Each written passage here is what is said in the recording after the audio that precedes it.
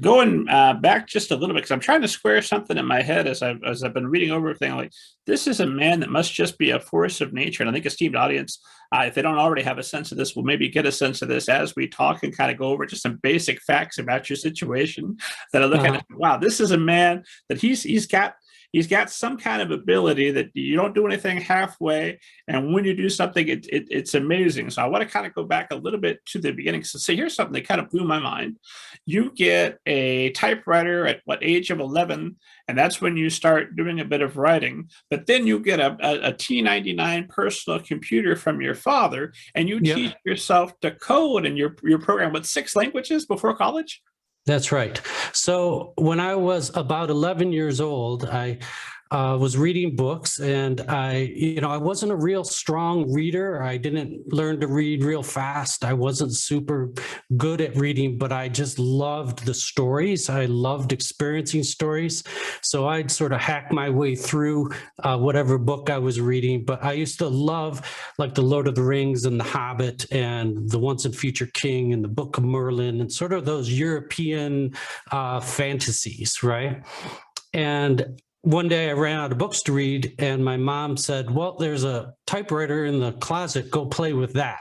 Those were her exact words, go play with that. And so I put a white piece of paper in the typewriter, and up to this point, all I'd ever seen was these novels that I'd been reading. So I just typed chapter 1, and I just started writing my first story. I just immediately fell in love with it. I thought, okay, reading's cool, but writing is awesome, right? I just really wanted to tell stories. And I love stories that were in movies and television. I love stories that my dad would tell around the campfire. And I love books, of course. And so I just love stories. And so I started writing, and I thought, I put my heart and soul into that first book. I finished my first novel when I was 11. I thought it was going to be awesome, but it wasn't. It was really badly written. The only person I could get to read it was my mom, and she read it and she gave me some pointers, told me what she liked and what she didn't like. And so I, very fiercely was like, right, okay, I'm going to do better. So I wrote another one and another one. And I just kept writing books, and I would give them to my brothers and my friends and just anybody I could get to read my books. I would give them, and then the deal was read my book, and then I'm going to interview you afterwards. And I would say, okay, what did you think was happening here? And how did you feel when this happened? And did you get this when this happened? And where were you bored? Or where did you think where were you excited? And so I would basically interrogate whoever read my books.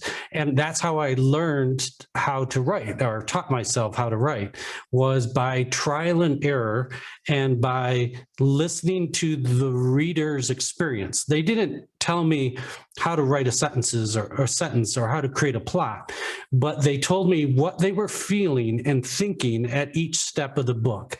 And I used that to understand how to improve that book, but also how to improve my writing ability, my writing craft. So for years, I just kept writing book after book after book and loved it. Full-length books.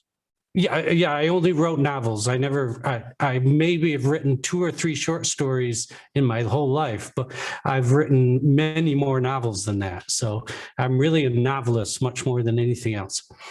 And at that same year, my dad, who used to work, he was like a middle manager in a big power company, and he took me into this giant room where he worked, and he showed me this big giant metal thing with lights on it, and he said, that's a computer, that's the future. And I was like, wow, this thing's awesome. And so after that, he got me this TI-99, which is similar to like a Commodore 64. And I just started playing around with it, learned how to program on it. And then I connected with my math teacher, who had a teletype linkage to the university mainframe. So I started programming in BASIC on that.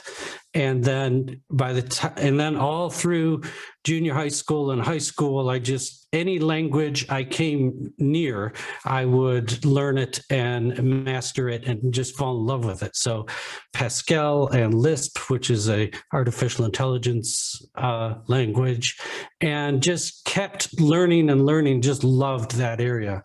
So by the time I said, okay, I'm going to go to college now, I decided to study mechanical engineering rather than computer science, because I already knew 6 computer languages and thought, okay, I can keep learning this on my own, but I want something to go with it. So I studied mechanical engineering as well, with more or less a minor in computer science. And so through all this time, when I was in engineering school, struggling through my calculus classes, but at night I'd be writing fantasy novels in my dorm room. That's what I did for fun when I wasn't doing my homework. And so then I joined a manufacturing company. I was an engineer and a software programmer, and I ended up creating a software program that effectively took control of that entire company, tracked its inventory, tracked its people, did all the accounting, just did everything in that company. And eventually we decided to take that concept and pull it out of the company, and I formed my own company. And so I became the founder and CEO and chief architect of an internet software company, where we developed the very early stages of what today is called cloud computing. And this was business to business cloud computing. And so this whole time, though, I was the CEO of the successful software company. I had all these awesome programmers working for me. We were having a great time.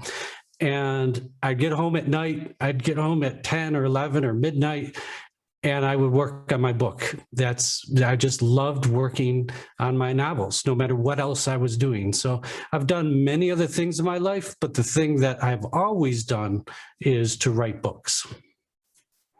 And I've got so many follow-up questions there. Well, one question I had right away, when you were loaning out typewriter copies, if your brother is reading that, is that the only copy that he's holding in his hot little hands? Yeah. Yes. That's actually Yeah, I'd have to give it to them and then pass it to the next person. Yeah. Monitor, make sure they're not eating anything while they're reading. Not with this book.